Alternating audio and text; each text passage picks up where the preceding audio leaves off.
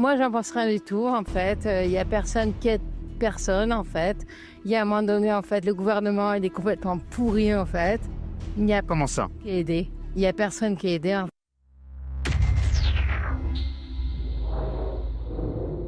Bienvenue sur GPTV Investigation et avant tout, une très bonne année 2025 à tous nos abonnés. On espère que vous êtes prêts parce que cette année, Macron a prévu de donner la parole aux Français. Oui, vous avez bien entendu, Emmanuel Macron veut organiser des référendums. Alors là, on pourrait presque applaudir, mais soyons honnêtes, depuis quand Macron écoute-t-il réellement les Français?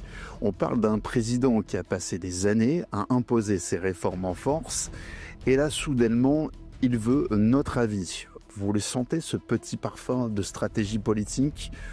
Aujourd'hui, on va s'intéresser à cette nouvelle promesse. Un référendum, ça paraît noble, mais avec Macron, ça peut très vite devenir un piège. Et puis, on se souvient de 2005, quand les Français ont dit non à l'Europe. Sarkozy a trouvé un moyen de contourner leur choix.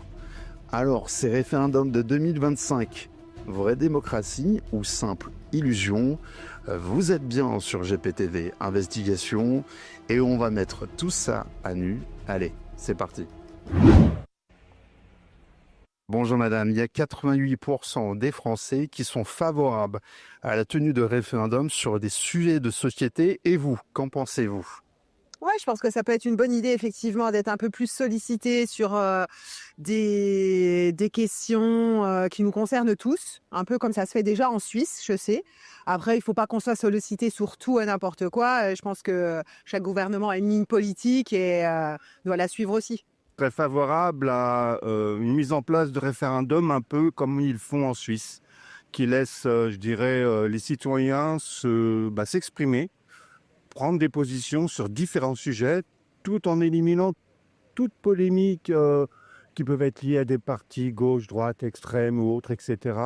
Les citoyens s'expriment, ils sont écoutés, c'est appliqué, et je pense que c'est la base de la démocratie au départ. Eh bien, tout simplement, si le peuple a réellement une voix, une option là-dessus, et s'ils en tiennent réellement compte, oui. Après... Avec Macron, c'est pas sûr. Il donne la parole, mais est-ce qu'il écoute vraiment les Français? Mais pour être sincère, à vrai dire, j'y crois pas trop, quoi. Sincèrement. Pourquoi? Pourquoi? Parce que la politique, c'est du capitalisme, c'est les grandes industries et les grandes familles qui dirigent. Et j'ai plus l'impression qu'on nous fait croire à de pseudo-choses pour nous tenir. Voilà. C'est une très bonne idée. En fait, on doit être concerté sur toutes les questions qui nous concernent.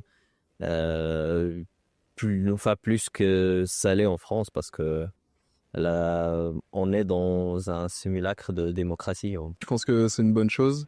Enfin, donner la possibilité aux gens de choisir... je sais pas comment expliquer ça, mais de participer à une action commune. Moi, je suis d'accord. Y a pas de... En fait, je vois pas pourquoi on serait pas d'accord avec ça. C'est juste un choix comme ça. Ouais. Pour vous, c'est important qu'on redonne la parole aux Français, aux citoyens? Oui, dans n'importe quel pays, c'est important de donner la parole aux gens qui y vivent. C'est logique pour moi. Comment ça? Disons que on n'existe plus d'ailleurs. Enfin, les manifestations n'ont plus de sens en France, et en même temps, il y a pratiquement plus de contre-pouvoir. Ce qui fait que même quand il y a des élections, que ce soit municipales, législatives ou présidentielles,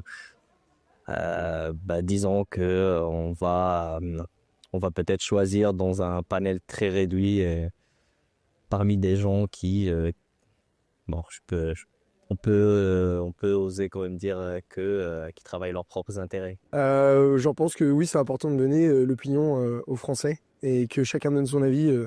Je pense que c'est très important. Donc oui, je suis pour ce taux de référendum. Je suis totalement d'accord. Moi, je trouve qu'il faut redonner la parole aux Français, voilà, parce qu'on a été trop longtemps pas écoutés, et voilà, maintenant on est un peu quand même dans n'importe quoi. Donc redonner la parole, ce serait très bien. Pour vous, c'est important? C'est très important, monsieur. Je pense que c'est une bonne idée. Le référendum, ça permet de donner la parole à le peuple de manière générale, c'est quand même le but. Je pense que surtout sur les questions très importantes. Lesquelles? Ce qui est généralement les questions très importantes, c'est toutes les questions qui, en fonction des périodes, vont ressortir dans l'actualité. C'est les questions importantes à l'instant T pour les gens. Donc, ces questions-là, quand elles ressortent, ce sont les questions importantes du moment. Donc, il y a quelques années, où c'est toujours d'actualité d'ailleurs, mais on parlait de la retraite, etc. C'est une question importante. Il y en a beaucoup d'autres.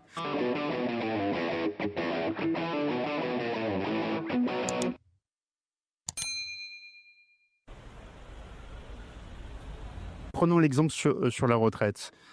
Emmanuel Macron a fait quand même passer une réforme en force. Les Français étaient en grande majorité contre. Moi, j'ai du mal à croire que Emmanuel Macron serait prêt à faire un référendum sur la retraite.